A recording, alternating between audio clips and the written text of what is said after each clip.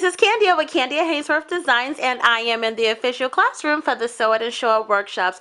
Today we are talking about sewing supplies and the alternatives. It is one of the most popular questions that I get with my sewing students, and I like to think of the alternatives as adult sewing supplies. Okay, so I'm going to show you the sewing supplies that I recommend as sewing basics for children. And they're not limited to children. You can get them if you are just a beginner and you want to do something easy. But if you want to go a little bit fancy, then I am going to show you the alternatives. Now, the alternatives I do not recommend necessarily for children because some of them may not be age friendly. They can even be dangerous even. So I am saying that there are alternatives, but I really want to really stress that the alternatives really should be considered for adults. Let's get started. So the first thing that I would like to recommend is an iron and an iron board, and when possible have a dedicated iron and iron board. We're not talking about something that's going to roam around the family, used by everyone. No, this is going to be used only for your sewing projects and in your sewing space, in your sewing studio, in your craft studio, wherever it is yours and only used by you. And it doesn't have to be an expensive one. This one, in fact, was only $3 on Black Friday. That Thanksgiving sale when they have all those phenomenal deals is when I got this. And in fact, I bought 6 of them. This iron board came from the thrift store. All I did was cover it with red and white polka dot fabric because that is my favorite fabric. And voila, we have a new iron board. And this iron board was only $2 in the thrift store. So once again, your items don't have to be expensive, but I do recommend that they are dedicated to your sewing space. Next, let's talk about cutting tools. So I know that you see 2 pairs of scissors here, but one is for cutting fabric and the other is for cutting paper. And in fact, this is called dressmaker scissors. And then you also see a rotary cutter here, and this is a cutting tool that would be the alternative, so it would be the adult alternative. Okay, so this would never be in the hand of a 5-year-old or an 8-year-old because it's just far too dangerous. So I recommend that for kids or new beginners. If you don't feel comfortable, if you're an adult with this, then these scissors work just fine. In fact, I do recommend you having a sharp pair of scissors for cutting fabrics once again, and a separate pair of scissors for papers. Now, if we move along to pinning the fabric or binding the fabric together, holding the fabric while we want to sew it, there's 2 ways that you can do this. You can use pins or you can use clips. Again, the clips will be the alternative because these clips, although they're cute and they come in so many colors because there's so many brands out there, you do have to give a little push into them. So a 5-year-old would get pretty frustrated having to push all of these and then bind them to fabric all the way around a project. It would be easier to use this small little pin opposed to this big one. If you're an adult, you can use a longer size pin, but for the smaller children or the young children, I like to have the small pins because it's easy to work with when you're working with a 5-year-old.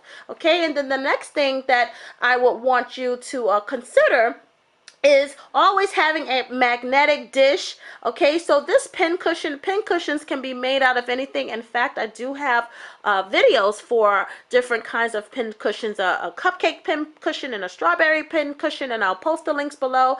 But you can use even fabric for pin cushions. But if nothing else, I would really like you to have a magnetic dish because in the event that your pins go scattering all over the place, it is very easy to retain them by getting this magnetic dish and just kind of going around the area where the pins are.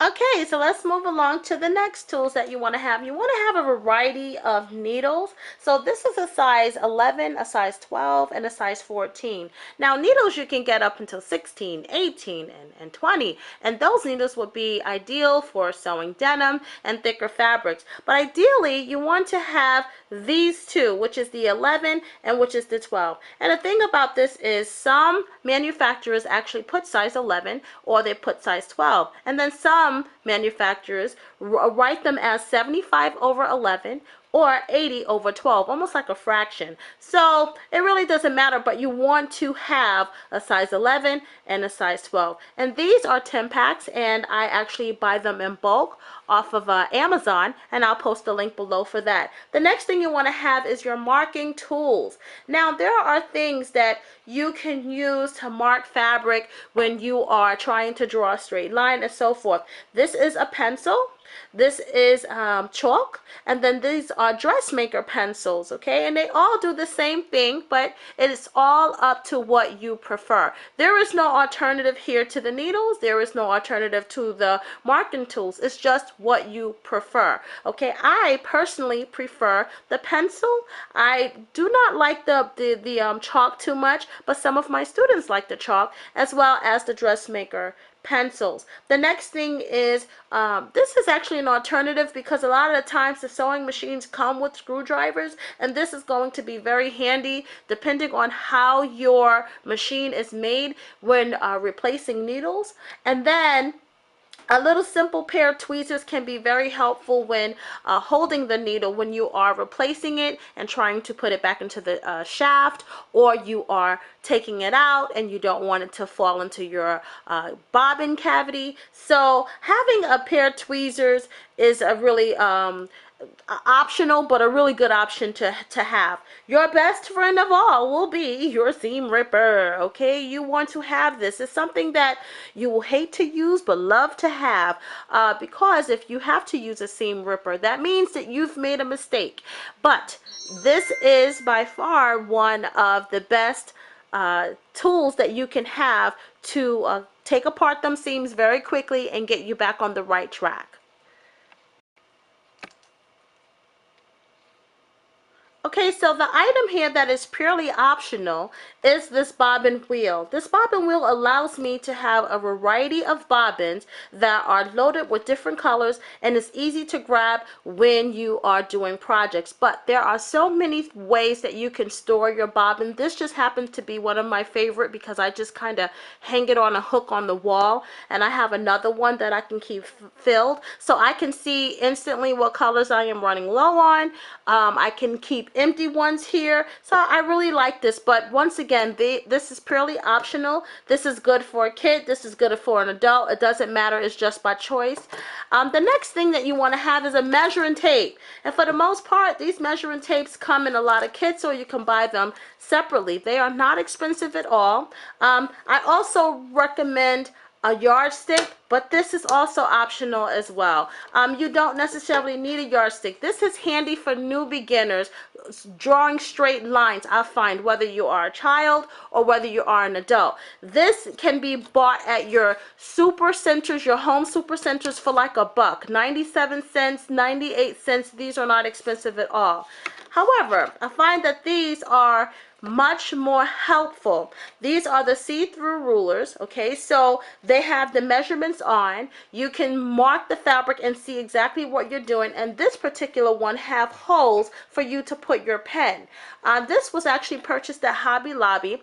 This is the Sewology brand. Sewology have a sale somewhere around every 6 weeks or so. You have to check your cycle and check your local Hobby Lobby ad, or you can go online and check it. And it runs 50% off. So if this was $5, you get it for $2.50. So I love that with the Hobby Lobby and the Sewology brand.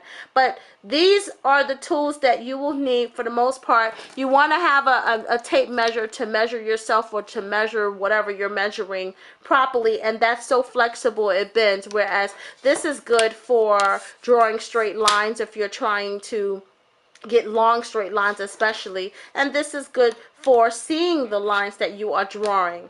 Well, that's all for today. Thank you so much for joining in on the Sewing Basic Supplies and its alternatives. Give it a thumbs up if you enjoyed this video, and don't forget to subscribe to my channel. And thanks again, and I'll see you next time.